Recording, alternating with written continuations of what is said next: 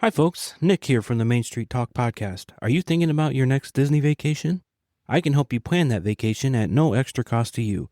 Contact me at nick.garcia@academytravel.com. And if you enjoy our podcast, please rate in your player. Enjoy the show.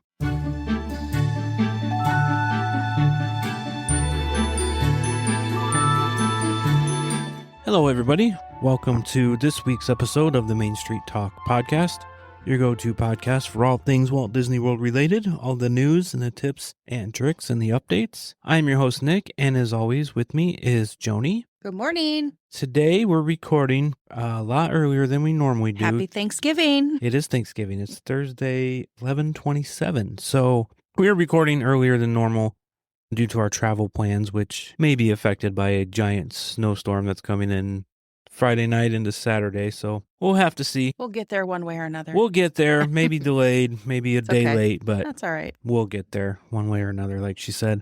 I'm pretty excited. We're doing a Universal trip this time. I haven't been to Universal in 20 plus years. I think this is your first It'll time. be my first. So, yeah, and then we're just going to do a resort stay at That's Animal right. Kingdom. So, and do some gingerbread hopping like we had talked about last week. Yeah, we're going to go see them all. So, and don't forget to register for the $100 gift card. You can register by liking or following our Facebook page and commenting gift card on the pinned post. You said liking or following. It's liking and following. Liking. Oh, so did I say or? You did say or. I just Okay. want to clarify that. Okay. Have to do liking and following. Correct. I just don't want anyone to be misled. It's the pinned post, the picture with the gift card. Just comment the word gift card under there. Once we like your comment, you are entered. Yeah. The deadline is Saturday, December 20th at noon Central Time. Still got lots of time, but we've had lots of entries. Yeah, it's good. So yeah, it's good news. And the winner will be Should announced be exciting. on our show airing on December 22nd. Yep. So that's exciting. Just our way of saying thank you for listening all year and celebrate the holidays with you a little bit. And with that, I think we're ready to get into the news. Okay, let's bounce. Since it is Thursday, this short week for us, there's not a lot of news, but we will cover what we got. Okay. At Magic Kingdom is officially sold out for Christmas Day. Mm-hmm. No more tickets for Christmas Day. Okay. And the Columbia Harbor House, that is the restaurant where you can go upstairs and eat. We went upstairs and ate there before. Yeah, we did. They have frosted the upper level windows to prevent views of Frontierland construction. Oh. So That's kind of a neat place to look and just people watch, though. That's what they thought too. And they said, well, you can see everything else. You know, kudos to Disney for thinking of every little thing that can Disney likes to ruin the magic. Hold their cards close to their chest. So they have frosted those windows. Well, kudos to them. Like I said, they think of everything. Yeah. Okay. Well, that's it for Magic Kingdom. Oh, really? Yeah. Oh, my Like word. I said, there's not a lot. It's a light especially week. since we're recording early. And I think the Thanksgiving holiday too, Yeah. High school marching bands are back to performing at Epcot after a long hiatus that began during the pandemic. Marching bands returned to the park on Tuesday, November 25th and Wednesday, November 26th. And I couldn't find an exact schedule, but they may continue to perform during the International Festival of the Holidays. This was a pre-COVID deal? Yep. And it's just now coming back? Back, yeah. Oh, my word. I don't know when they're going to bring back the Magical Express. You know what? That kind of hurts my heart, I don't know when they're going to bring though. back delivering souvenirs to your room. Yeah. Those are two things that need to bring back. It kind of hurts my heart, though, because the kids that were in marching bands for the last 4 years, I mean, they've entered and graduated high school by now. It's back. Yeah. And that's it for Epcot. And at Hollywood Studios, Jollywood Nights there at Hollywood Studios has sold out for its first date in December. So December 6th is sold out. Okay. That's it for Hollywood Studios. Wow. And at Animal Kingdom, Zootopia Better Together, the new attraction in the Tree of Life, has now been added to the lineup of attractions available during early entry and extending evening hours. So you can now go see this. First thing, get to the park and do an early entry, you can go right to Zootopia. Oh. And extended evening hours. Okay. For deluxe resort guests. Nice. Yeah. And in miscellaneous news, in celebration of Disneyland's 70th anniversary, McDonald's has announced they will have 70 Happy Meal toys available for a limited time. Mm-hmm. This starts on December 2nd, and there's 2 toys per meal. Uh-huh. So if these I saw pictures of the figurines. They're really cute. Mm-hmm. So I'm kind of excited for that. Yeah, I've already made my connection this morning. I have a McDonald's contact. She's got an inside. She's got an inside. So I've already recruited some help on that one. And then I thought in retrospect, is this, kind of silly to have 70 figurines laying around? And then I thought, absolutely not. Absolutely not. We got a whole shelf of stuff we can make room. Yeah, that's right. Our living space in the basement behind the bar area has some shelving that is designated for strictly Disney. I'm looking at it right now. There's 4 popcorn buckets. There's a Magic Band display, a lighted Magic Band that's display. Pretty neat. There's some resort It's a personalized mugs. one that Nick had bought for us to hang our Magic Bands on. Yeah, it's really cool. It's lit up. Hair, it lights up, different colors, and 2 resort mugs. And then next to it, we have a fridge in our bar. And that's I got you the Steamboat Willie. A huge Steamboat Willie magnet, or pin, I'm sorry. But our fridge is all decked out with all our cruise magnets from our door. Yep. So there's a lot of Mickey Mouse in my view right now. Yep. And then that's been up since last Christmas. Yeah, a lighted puzzle. I put a lighted puzzle together last year and hung it on a canvas, and it's not come down. If we ever turn this into a video podcast, we got plenty of Mickey Mouse to go on. That's right. But you know what I really would like to have? What? And I wonder if anybody's got it. What? The Lego castle. Yeah, I want that Lego castle. I can't. Do you have the patience to put it together though? Yeah. You do? For that I would. I have much patience. That price tag, I've not almost pulled the trigger on it a couple times, but I've got to that point to where I've made a decision. Am I going to pull the trigger? But the more I think about it, it'd be great to have the gigantic one. But then in retrospect, I'm like, I saw the video of that person who has the entire Magic Kingdom in his basement. That is pretty awesome. That is awesome. However, with moving parts. I could never be that into the Lego. I mean, I like Legos, but not like that. That was some time and dedication. Exactly. But I'm kind of wondering if we should just do like a Cinderella castle and then like... That's what I want. I want the Cinderella castle. But like little versions of them and have multiple castles, like the Disneyland and the Walt Disney World. Yeah. I don't know. I want that Cinderella castle. It's huge. Eventually I'm going to buy it. It's huge. It is big. Boy. It is expensive. Because, Legos in general are expensive. But it is pretty cool. It is pretty cool. And I can't remember. Is it the old paint or the new paint? Because they're reverting back to the... It's old, I believe. Okay. So it's the blue and white. It's not the pink and blue. Yeah, I think so. I can't picture it in my head. I can picture it, but I can't think of the color. I think it's blue and white. Eventually. That's going to be somewhere. I think that's what the Lego is being sold. Yeah. I think it's the blue and white. No, I'm saying eventually that thing's going to be. Anyway, enough of our dreams and wishes here. Well, yeah, that's it for my news. But it is Christmas. Yeah. We could always ask for a miracle. If anyone wants to buy us the Cinderella Lego castle. I mean that. I meant Santa. We are accepting gifts. I meant Santa. That's all for my news. Oh, wow. Short week. Wow, it is a short week. So we can go over to the Spotlight on Attraction. Okay. Where we got this week. This week we're going to do Big Thunder Mountain. Big Thunder Mountain. Yeah. We've got a couple more Big Thunder and then one more in Frontierland. Yep. And then we'll be moving over to our last, actually not our last land, Liberty Square after that. Liberty Square. So Big Thunder Mountain is a fast thrill, small drops outdoor roller coaster ride. Some parts are bumpy and some take place in the dark. You race through a haunted gold mine aboard a speeding train on this thrilling roller coaster style ride. Requirements are 40 inches for height, up to 2 riders per vehicle, and the in-cars of roller coasters in general are pulley, so they're faster and they provide feel more faster, thrills. Yeah, because you're getting pulled. Right. It is a Tier 1 multipass, and if you're in an electric vehicle, electric scooter, you need to be able to transfer to a wheelchair and then to the ride vehicle. There's no action photo. The ride duration is about 3.5 minutes, and the roller coaster at its highest speed goes 36 miles per hour. I did not know that. Yeah. So it opened in Walt Disney World September 2nd, 1979. And some of the many Easter eggs within this ride and queue are the portrait in the queue line is of Imagineer Tony Baxter, but he's portrayed as the mine's owner, Barnabas T. Bullion. Yep. And it's a reference to the previous mine train through Nature's Wonderland attraction and nods to other Disney films like Home on the Range, such as the wanted posters for Almeida Slim are in the queue, and the Apple Dumpling Gang in that the mining canaries are mentioned as being from the film, and the rocks are from the filming location. There is a canary cage labeled Rosita, and that is referencing a character from In the Enchanted Tiki Room. And there are hidden Mickeys in the forms of, in the gears, in the cactus. There's a coiled rattlesnake. The Western Expedition and Delivery Service is a play on Walt Elias Disney's initials. So it's WED, and it's on one of the carts that's out. Okay. But it stands for his, so the WED is for his initials. And the former Marshal of Rainbow Ridge was Willard Bounds, who was Walt's father-in-law. Oh. So, yeah.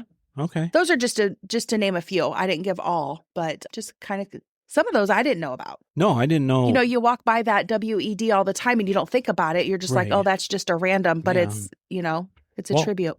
And I had no idea that the bird was from the Tiki Room. I didn't either. So kind of interesting. Didn't either. And this is under refurbishment currently. Like we just talked last week, they've begun testing ride vehicles. It's set to open in early 2026. But yeah, that painting of Tony Baxter in the queue is pretty cool. Mm-hmm. This was his baby. Yeah. I can't remember if he said this. We watched a special on it. I can't remember if he said this was his first project he was in charge of. His idea, he brought it to the table. But this is. But he's got very big mention in there, and to have his portrait up there was probably. Yeah, this was his baby. Mm-hmm. So okay, Big Thunder Mountain. Hopefully, it's open earlier rather than later. 2026 sometime is all Disney's saying. So it's I like it. It's one of my favorite attractions at Magic Kingdom. Well, yeah, and then they for the filming of the Apple Dumpling Gang. Yeah. The bricks or the rocks. Mm-hmm. Those are actually at the ride. That's pretty cool. Yeah. So I just love how they incorporate little things all like that. All that stuff. So, yeah. Pretty cool. Okay. Well, let's go on over to our movie. This movie is one of Disney's, I would say, most famous movies. I would have to agree. Most classic movies. I would have to agree. If not the most famous, definitely top 3 for sure. It is. Wait till I read into what's going on here with this. We watched this last night for a refresher. We've seen it, but we did do a refresher on it. We've not seen the live action. We've seen the trailer of it, but I'm excited to see the live action. Yeah. And kind of do a comparison too. Now What are we talking about? We're talking about Pinocchio. As I kept saying all night, Pinocchio. Oh my word. Okay, so Pinocchio's first appearance of February 7, 1940 at the Center Theater in New York City. And then it released to the U.S., the rest of the U.S., February 23rd, 1940. It's 1 hour, 28 minutes. The budget was $2.6 million. Box office pulled, guess. 2.6 budget? 2.6 budget. Box First office of all, that's a what? lot of money in 1940. So we were going to say how ticket sales, I would say, let's go with 23 million. Oh. Way off? You got to go way high. Really? One more guess. Talking 1940s money. That's crazy. Yeah. 57. 164 million. Wow. Yeah. Directed by supervising directors Ben Sharpstein and Hamilton Lusk, and sequence directors Bill Roberts, Norman Ferguson, Jack Kenny, Wilfred Jackson, and T. He. So initial T, last name H-E. I just didn't want everybody to think I was going T-He. T-He. No, it's a name. The Adventures of Winnie it's based on the Adventures of Pinocchio. I almost said Winnie the Pooh. Based on the Adventures of Pinocchio, an 1883 children's fantasy novel by Italian author Carlo Collodi. How did I say that? Colito? Colito. It was Colito. Okay. We'll go with it. We'll go with it. His age, Pinocchio's age is suspected, it doesn't come out right and say it, but he's suspected to be about 7 to 8 years old based on his personality and behavior. His traits are naive, mischievous, gullible, but he's also brave, good-hearted, and has a strong desire to be good. He's Italian, and the region is Tuscan region of Italy. The author of the book was actually from Florence, Italy. So the plot storyline is Pinocchio follows the adventures of a mischievous wooden puppet carved by the kindly woodworker Geppetto. Brought to life by magic, Pinocchio dreams of becoming a real boy and struggles with temptation, dishonesty, and impulsive choices. As he wanders away from home, he encounters strange characters, learns difficult lessons, and begins to understand what it truly means to be brave, honest, and responsible, though his journey is far from straightforward. Sidekicks are, this is his first appearance, Mr. Cricket. Mr. Jiminy Cricket. And this is actually based on, there's actually in the 1883 book, a cricket. Yeah. So this is where Disney first introduces Mr. Jiminy Cricket. Jiminy Cricket. The classical, the classic Jiminy Cricket, the one you all know and love. Yeah, and his role in Pinocchio is, do you remember? His conscience. That's right. And so Pinocchio's family is his wood-carving father, Geppetto. His cat's name is? It's on the, what is it? Figaro. And the fish name I don't know the fish's name. Cleo, okay. And Pinocchio, obviously, he's 7 or 8 years old, so he doesn't have a spouse, and he doesn't have children. Follow-up movies, though there are many adaptations from various film studios, Disney has a live-action version that was released September 2022. So that's the one we're going to watch. Yeah. Right, with Tom Hanks. All the other ones out, there's lots. There is lots. Joni actually, she usually does a segment, but she's like, can you, help me with these movies? Decipher and through, I looked at, there's all kinds of movies, and I was like, we'll just stick with the Disney ones. Yeah. And, it was okay for other film industries to replicate it because it wasn't owned by anyone specific. Right. And I actually have a tidbit to that, but after you're done with this, but go ahead. Go ahead. You can add it now. Well, there is a Pinocchio, I believe at Universal, there's a Pinocchio-like puppet there. Yeah. So I looked up that. Disney has... We wanted to make sure it comes out of the tree. Right, yeah. That was at Universal, right? Yeah. Pretty sure. We wanted to make sure. We were like, what is going on? Yeah, we were kind of confused. Disney has a copyright on Pinocchio, the Pinocchio you see in the film, the image of Pinocchio. Uh-huh. That is Disney's IP.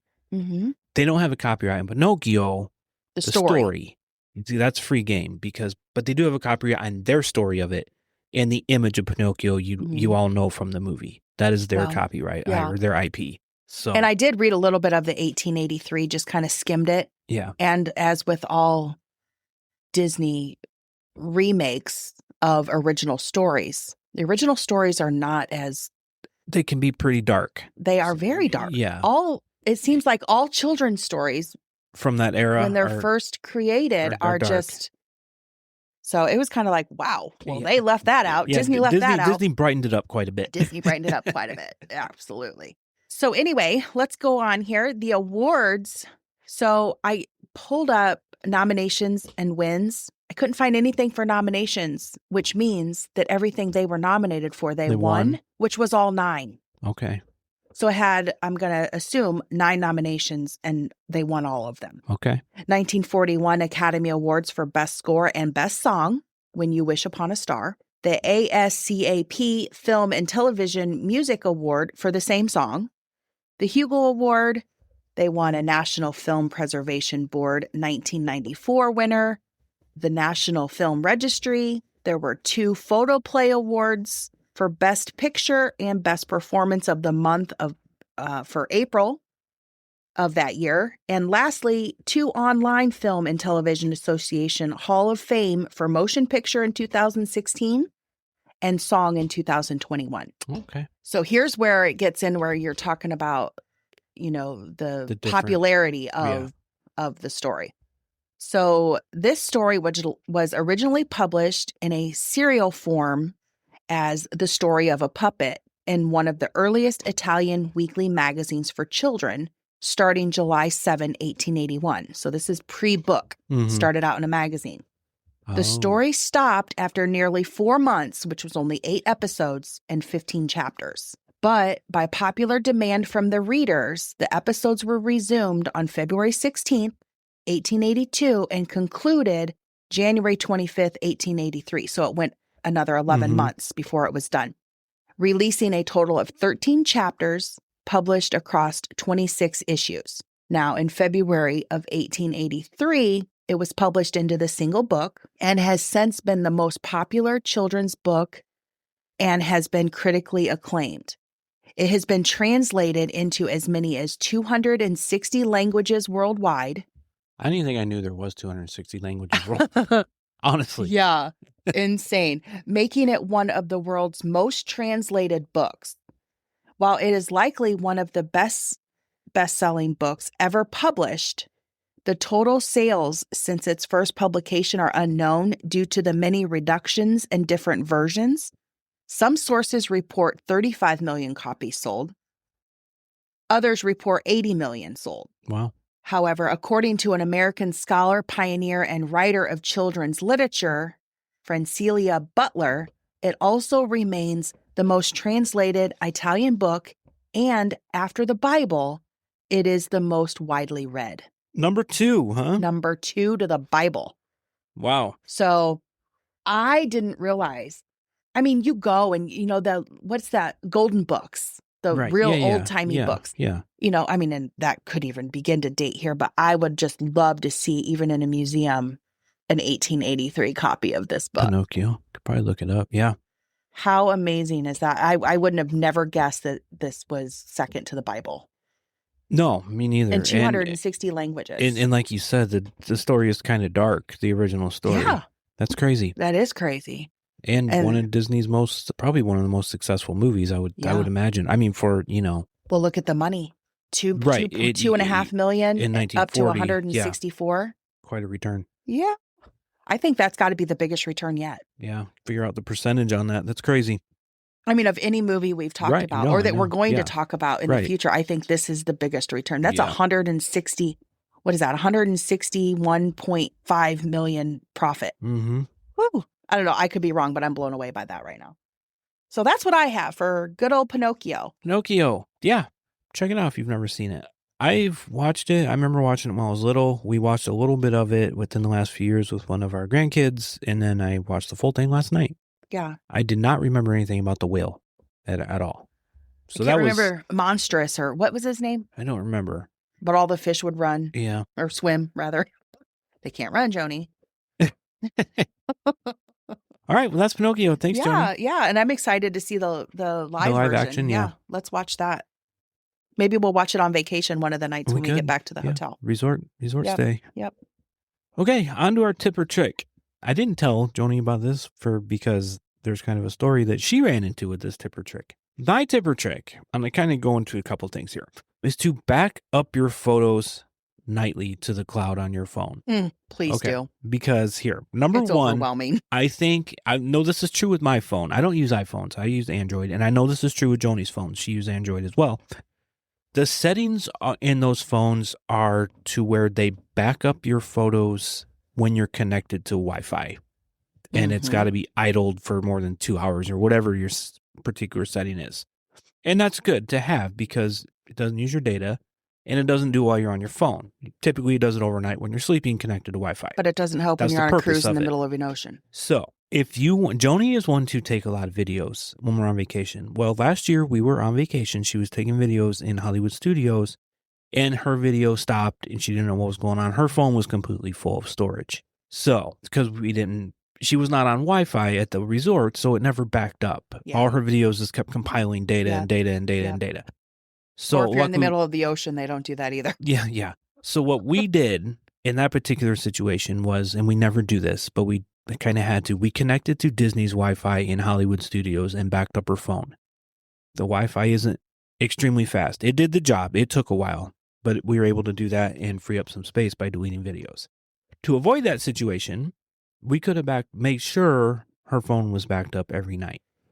So when you get back to the resort, connect to the Wi-Fi and just manually back up your photos and videos. That way you don't want to lose those memories. Yeah, exactly. Or not be able to take further because exactly it happens to me every vacation. I literally have to go in and back up my phone and move them to... A couple days before we leave, she always frees up space on her phone because she knows she's going to be taking a lot of videos. Yep. So make sure you back up at the end of the night so you don't run into a storage issue and then you can't do anything.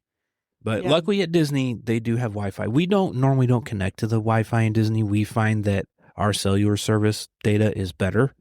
And plus just the congestion of the people on Wi-Fi at Disney.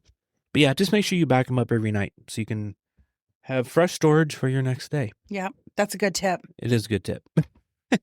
I should have gave Joni that tip last year. I know, you should have. But you don't think about it because you just think your phone does it on its own. But if you go into the settings, I mean, now Nick warns me like 2 weeks ahead of time that I need to start freeing up space. But we also, what we do is we transfer all of our videos and photos, and I put them in chronological order, and we back them up onto a drive. Right. We back them up on our cloud and onto a memory card. Mm-hmm. So it's in 2 spots. Yeah. Okay. Well, that's it. Next week's show. We don't know how we're going to do it yet. We're going to have a show, but we get back on a Saturday, so we'll probably record Saturday night or Sunday night. I'm going to keep up on the news the best that I can on vacation. So yeah, that's it for this week's show. You can go to our website at mainstreettalkpod.com. All of our links and information is in there. The Facebook page is Main Street Talk. The Facebook group is Disney World Tips and Talk. Our Instagram is Main Street Talk Podcast. Our YouTube channel, you can check us out on YouTube. I'm going to be doing some room tours and some Jambo House and Gadani tours. That'll be up probably in a few weeks. And the Savannahs. Yeah, that won't be up right away, but I'll let you know when we do get those up. And you can contact me for your next Disney cruise or Disney World or Disneyland vacation, nick.garcia@academytravel.com. My services are free to you. And if you want to bring the theme park sense home with you, the Magic Candle Company is the place to do that. We are affiliates. The link is on our website, and use the code Main Street Talk at checkout for 15% off. So we will be back next week with more news, tips, and tricks, and maybe a little bit of stories from our vacation. Yeah. So until then, we will talk to you real soon. Bye, everyone.